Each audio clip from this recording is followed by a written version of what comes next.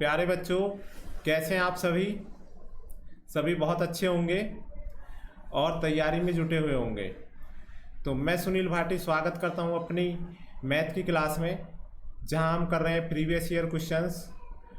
तो आप भी तैयार होंगे अपनी कॉपी पेंसिल के साथ। तो फटाफट आइए करते हैं क्वेश्चन, और साथ के साथ आप करेंगे फटाफट शेयर और लाइक ज़्यादा से ज़्यादा। तो स्टार्ट करते हैं हम क्वेश्चनों से। हमारा पहला क्वेश्चन है, एक धनात्मक संख्या और उसके घन का योग 10 है, तो संख्या का मान क्या होगा? अब ऐसे क्वेश्चन सबसे आसान है ऑप्शन से करने। ऑप्शन लेते हैं, एक है, एक और एक का घन क्या है? तो बताइए एक का घन क्या है? एक का घन एक ही होता है, तो एक और एक तो 10 नहीं बन रहे। दो का घन क्या होता है? 8। 2 और 8 10 हो गए, यही आंसर हो गया। अगला क्वेश्चन देखते हैं, एक का क्यूब, दो का क्यूब अप टू 9 के क्यूब, 1 क्यूब प्लस 2 क्यूब 9 के क्यूब तक है, इसकी वैल्यू ज्ञात करनी है। तो फटाफट ज्ञात करते हैं। क्या है हमारा फॉर्मूला? जब भी n तक क्यूब हो तो फॉर्मूला है हमारा n+1/2 का स्क्वायर। ये फॉर्मूला है। ये फॉर्मूला आप हमारी लेक्चरों में इसके बारे में डिटेल में पढ़ सकते हैं। फिलहाल इतना याद रख लीजिए कि जब भी इस तरह से हो, 1 की क्यूब, 2 की क्यूब, 3 की क्यूब और कहाँ तक, किसी एक नंबर n तक की क्यूब हो, 1 से स्टार्ट हो और इस तरह से क्यूब हो, तो फॉर्मूला क्या लगेगा? n+1/2 का होल स्क्वायर। तो यही फॉर्मूला हम लगाएंगे। 9 और 1 जोड़ के 10/2 इसका होल स्क्वायर। ये कट गया 5 बार, 9 × 5 = 45। अच्छा, 45 का स्क्वायर क्या होता है? तो हम 5 का स्क्वायर कर देंगे, कितना? 25, और 4 से अगली गुणा कर देंगे, 4 × 5 = 20। ये जिसके भी लास्ट में 5 आया है उसका स्क्वायर निकालने का शॉर्ट मेथड है। तो ऑप्शन 1 हमारा क्या हो गया? यहाँ पर आंसर हो गया। किसी भी संख्या जिसके पीछे 5 आया है, जब उसका स्क्वायर निकालते हैं तो 5 × 5 = 25, और 3 से अगले नंबर 4 से गुणा कर देते हैं, 3 × 4 = 12। ठीक है, इस तरह से 5 वाले स्क्वायर करते हैं। तो चीज़ें समझ में आई होंगी। फिलहाल आप ये चीज़ें क्वेश्चन सॉल्व करोगे और ये फॉर्मूला नोट कर लोगे जो आपको याद करना है।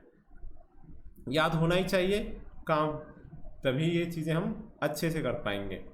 आगे देखते हैं, इस तरह के क्वेश्चन आते हैं, कैसे करने हैं? हमेशा ये क्वेश्चन लास्ट से करने हैं आपको। कहाँ से? अंत से, बिल्कुल। जैसे यहाँ से पढ़ना है आपको, 2 दूनी 4 और 1 5, 5/2। अब ये बटे में है ना, तो ये पलट जाएगी, वैल्यू क्या हो जाएगी? पलट के ऊपर क्या हो जाएगी? ये 2 ऊपर चला जाएगा। ठीक है, जैसे 1/3/2 लिखा है, तो क्या होगा? ये पलट के 2 ऊपर चला जाएगा, ये हो जाएगा 2/3। अगर 1 के बटे में है मुख्यतः, है ना, तो इस तरह से ये पलट जाएगा, तो 5 यहीं रह जाएगा, 2 ऊपर चला जाएगा। तो 3 दूनी कितना हो जाएगा? ये हो गया 3 दूनी 6, और नीचे तो हमारा 5 है ही।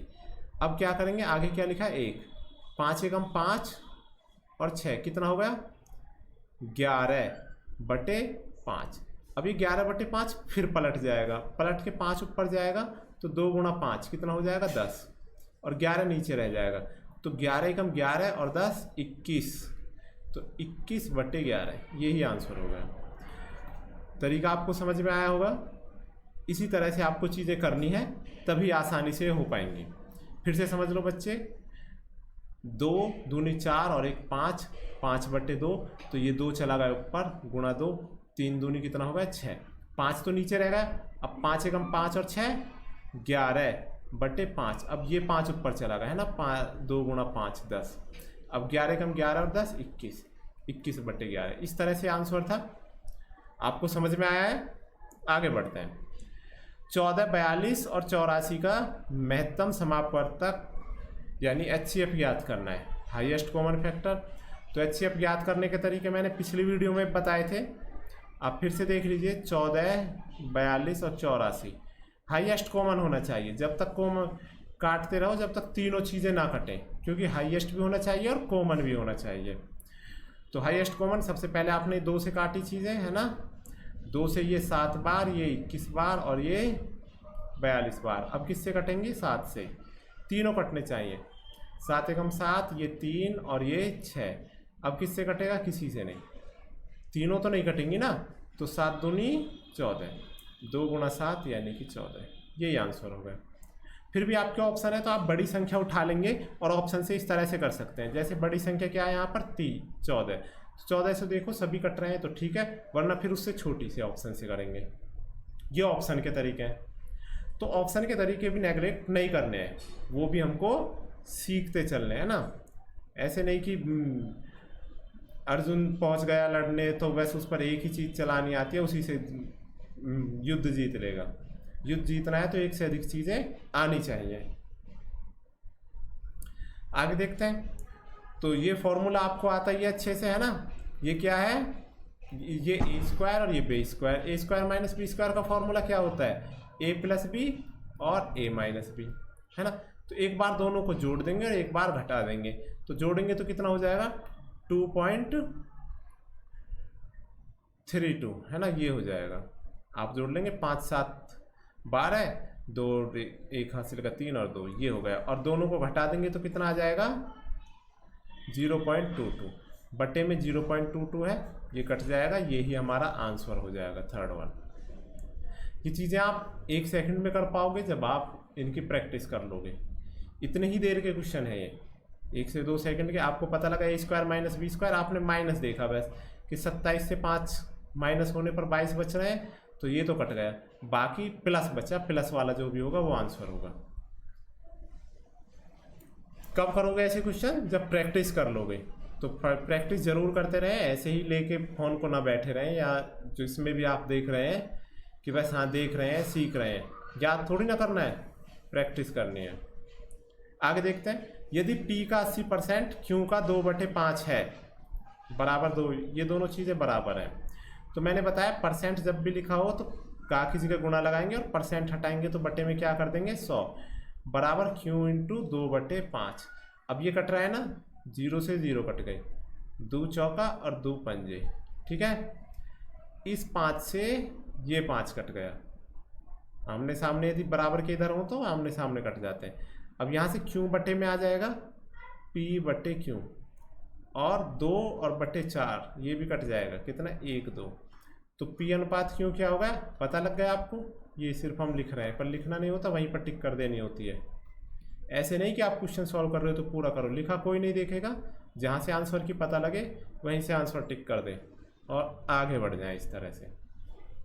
नेक्स्ट है, राहुल और मोहित की वार्षिक आय 17:12 है तथा उनके व्यय का अनुपात 5:3 है। यदि उनमें से प्रत्येक 9,000 रुपये की वार्षिक बचत करता हो तो मोहित की वार्षिक आय ज्ञात कीजिए। क्या होगी वार्षिक आय।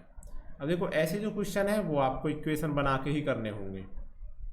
जैसे यहाँ हमने पॉइंट मान लिया P और यहाँ पॉइंट मान लिया Q, ठीक है। तो कैसे करोगे आप, हम फिर से देखते हैं। देखो सीखेंगे फटाफट किस तरह से इक्वेशन, क्योंकि ये भी सॉल्व करनी आनी चाहिए ना। 17P ये मोहित, ये राहुल की आय है और राहुल का व्यय कितना है -5Q, कितने रुपए बचाता है ये 9,000। दूसरा मोहित 12 कमाता है 12P और खर्च कितने करता है 3Q, ये भी बचाता है 9,000 रुपये। अब कोई एक वैल्यू निकालनी है, उसने हमसे आय पूछी है, तो ये जो आय वाले यानी P वाली पॉइंट निकाल लेते हैं। तो P पॉइंट निकालने के लिए क्या करते हैं, इसमें Q बराबर करेंगे। 5 और 3 कहाँ बराबर होंगे 15 पर, यानी इसमें तो गुणा होगी 3 की और इसमें गुणा होगी 5 की। अब एक में से कोई एक घटा लेंगे।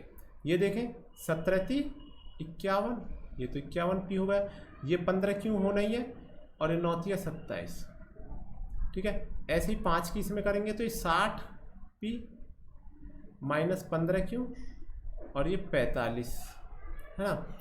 अब इसमें से इसे घटा दीजिए, बड़ी में से छोटी को घटा देते हैं। 60 से 51, 60 से 51 गए तो 9Q और ये दोनों तो बराबर थे, कट गए, साइन बदल जाएंगे, ये माइनस ये प्लस ये माइनस। तो 45 से 27 गए 18, सॉरी P है P, तो 18,000। तो P बराबर कितना हो गया 2,000। अब पूछा क्या है हमसे, मोहित की आय, मोहित की आय यानी कि 12 पॉइंट। तो 12 पॉइंट कितने हुए, 12 में 2,000 की गुणा कर देंगे तो ये हो जाएगा 24,000, यानी ऑप्शन 1। राहुल की पूछी होती तो 17 में गुणा कर देते। तो इस तरह से आप करेंगे। अब ऐसे में ध्यान रखना है पूछी किसकी है। कई बार हमारी कलम सीधी चलती है पहले नंबर पर, यहाँ मोहित दिया है, मोहित कहाँ दिया है, दूसरे नंबर पर, तो ऐसे नहीं 17 में गुणा कर दो, क्योंकि ऑप्शन में 34,000 भी दिया है ना। सावधानी हटी और दुर्घटना घटी, बिल्कुल वही काम है यहाँ पर। जैसी सावधानी हटेगी आपको ध्यान देना है, मोहित पूछा है तो मोहित बताना है, क्योंकि ऑप्शन में दोनों के आंसर दिए हैं, तो इसलिए सावधानी रखनी बेहद ज़रूरी है। आगे बढ़ते हैं। 12 व्यक्तियों के पास औसतन 49 रुपये, यानी उसका औसत 49 रुपये। यदि एक व्यक्ति 55.5 रुपये के साथ जुड़ता है तो नया औसत ज्ञात कीजिए। तो 55.5 कितने रुपये अधिक लिया है ये, 49 से 55.5 यानी कि 6.5, इतने रुपये अधिक लिया है। 12 व्यक्ति थे, अब कितनों में बटेंगे, ये जो फालतू रुपये हैं, ये फालतू रुपये 13 लोगों में बटेंगे, यानी कि 13 पंजे 65.5 सब में और जुड़ जाएगा, किसमें, पुराने में, तो हो गया हमारा 49.5। यही हो गया आंसर। चीज़ें समझ में आई, समझ लेते हैं, फिर से हम इसको डिटेल में समझ लेंगे। बच्चों एक तरीका तो योग का है। योग का तरीका क्या है कि योग हमारा कैसे निकलता है, 49 गुणा 12। अब 12 निम्मा 108 और 12 चौक 48 और 10 58। ये हो गया योग कितनों का, 12 का। अब इसमें एक आदमी और जुड़ेगा, प्लस एक आदमी और जुड़ेगा, और वो उसका कितना है 55.5। ठीक है, तो टोटल कितना हो गया, ये 0.5 हो गए, 5 8 13, 13 और 1 14 और 5 और 1 6, ये हो गया। ये कितने का होगा, 13 व्यक्तियों का। तो इनका औसत कितना होगा, इनका औसत होगा, भाग हो जाएगी इसमें 643.5 में 13 की, 13 चौका 52, बचे कितने 12, 13 सत्ते 91, 13 अट्ठे 4, 13 निम्मा 117। तो ये तो 123 थे, तो 13 निम्मा 117, बचे कितने 6 5 13 पंजे 65, ये आ गया, वही आंसर आ गया। अब दोनों से आंसर वही आया है।